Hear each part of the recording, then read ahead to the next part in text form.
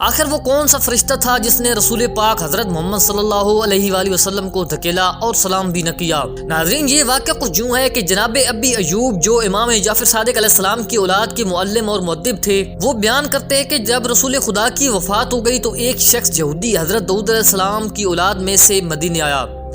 تو اس نے جب دیکھا کہ مدینے کی گلیاں کوچے ویران ہیں، کسی سے پوچھا تو پتہ چلا کہ حضرت رسول خدا پاک صلی اللہ علیہ وآلہ وسلم کی وفات ہو گئی ہے۔ اس یہودی داؤدی نے کہا کہ ہاں، ان کی وفات کا یہی دن تھا، یہ بات ہماری کتابوں میں لکھی ہوئی ہے۔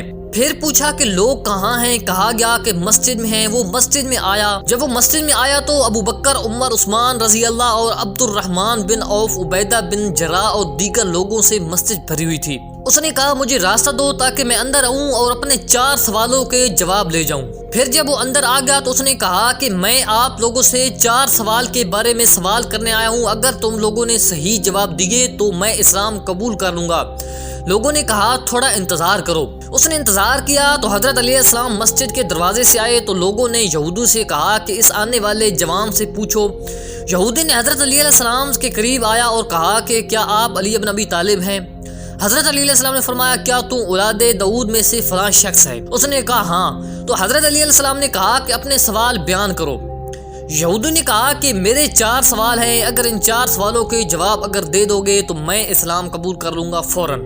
تو یہودی نے کہا کہ جب اللہ تعالیٰ نے تمہارے نبی کو معراج کرائی تو اللہ سے کلام ہوئی، تو بتائیے کلام الہی کا پہلا حرف کون سا تھا؟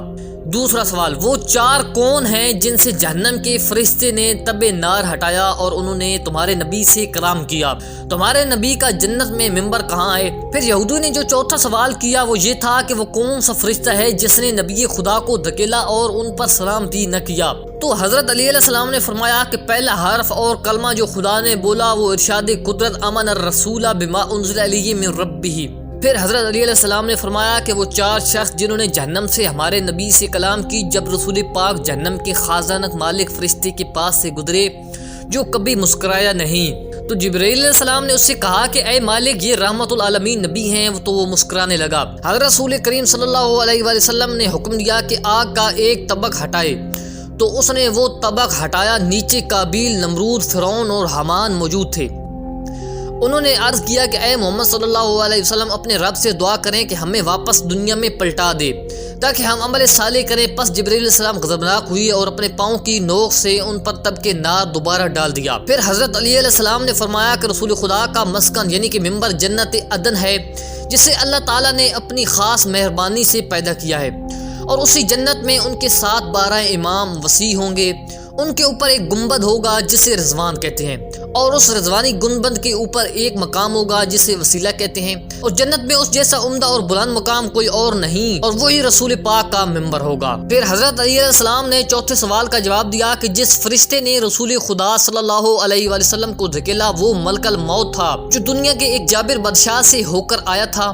اس بادشاہ نے کوئی بات کی جس سے یہ فرشتہ غضبناک ہو گیا اور اسی عالم میں رسول خدا کو نہ پہچانتے ہوئے دھکیلا۔ جبرائیل علیہ السلام نے کہا کہ اے ملک الموت، یہ اللہ کے رسول اکرم صلی اللہ علیہ وسلم آمد حبیب ہیں، اور قدموں سے لپٹ گیا اور معافی مانگی۔ میں اللہ کے لیے اس بادشاہ پر غضبناک تھا اور مجھے آپ کا خیال نہ رہا، لہذا معاف فرما دیں۔ تو حضرت رسول کریم نے اسے معاف کر دیا۔ یہودی نے کہا کہ خدا کی قسم آپ کے جواب درست ہیں، کیونکہ داؤد نبی صلی اللہ علیہ وسلم کی کتاب میں یہی موجود ہیں جو نسل در نسل چلتے چلتے مجھ تک پہنچی ہے۔